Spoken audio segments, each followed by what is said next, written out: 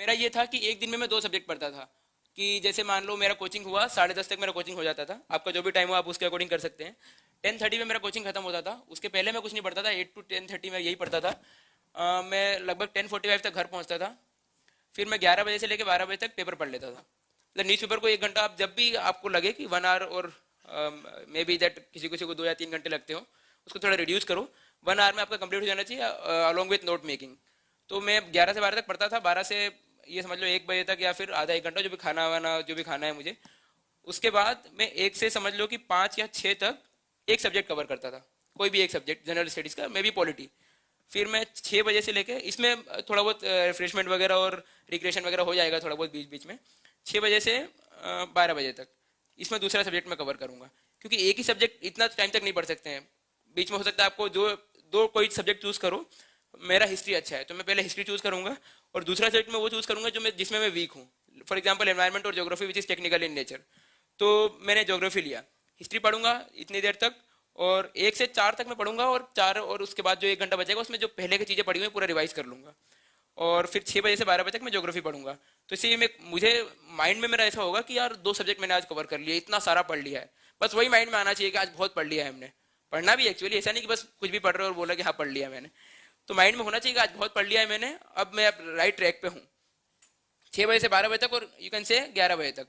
11 बजे से 11 साढ़े 11 तक जो बेसिक स्टफ होता है करंट अफेयर्स का, जैसे कि इनसाइट्स का daily current affairs, PIB follow कर लिया, पीआरएस की अगर जो मंथली पॉलिसी रिव्यू है वगैरह कुछ आया है तो, साइंस मॉनिटर का अगर कोई शो मिस हो गया है तो, डाउन टू अर्थ या फिर कुछ भी जो मैं करंट के लिए ऑनलाइन स्टफ फॉलो करता था वो सारे मैं इन आधे घंटे में करता था। और इसकी नोट मेकिंग भी कर लेता था साथ में, करंट अफेयर्स की जो कॉपी होती है या फिर न्यूज़पेपर की जो कॉपी होती है उसमें।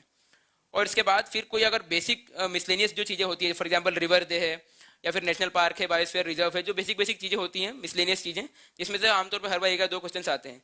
बायोम्स हैं, उसमें से पढ़ सकते हैं अगर खाली टाइम इतना मिल रहा है तो। या फिर इसी में जब आपको लगता है कि बहुत आप बोर हो रहे हो तो उसमें आप ये करो कि मेंस के नोट्स बनाना शुरू कर दो। जब आपको लगता है कि यार अब बहुत पढ़ लिया मैंने, बहुत रट्टाफिकेशन हो गया, बहुत मेमोराइज कर ली चीज़ें, अब कुछ और करते हैं, तो उसमें मेंस का आप नोट्स बना सकते हो। मेंस का जीएस 1 2 3 4 आपके पास सिलेबस है। सिलेबस पे जैसे कि सोसाइटी है तो कम्युनलिज्म है, अर्बनाइजेशन है, वुमेन एम्पावरमेंट है, सोशल एम्पावरमेंट है, इन सारे टॉपिक्स पे आप डेफिनेशन और जो अलग अलग डायमेंशंस में नोट्स होते हैं वो मैं नोट मेकिंग में कवर करूंगा कि नोट्स कैसे बनाते हैं। तो जब भी आपको खाली टाइम हो, जब भी आपको लगे कि यार स्पेयर टाइम में कुछ और करने की इच्छा नहीं हो रही है, तो उसमें नोट्स बना के रख लो, वो बहुत यूजफुल होंगे आपको बात के लिए। क्योंकि आप आंसर राइटिंग तभी स्टार्ट करोगे जब आपके पास कंटेंट होगा।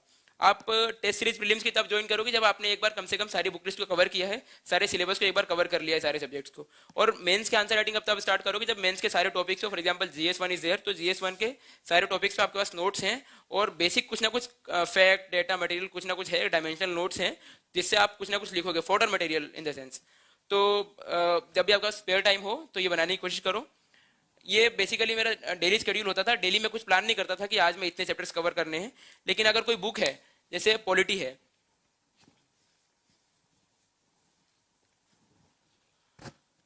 तो मैं एक टारगेट फिक्स करता था कि पॉलिटी को मुझे 6 या 7 दिन में कंप्लीट करना है।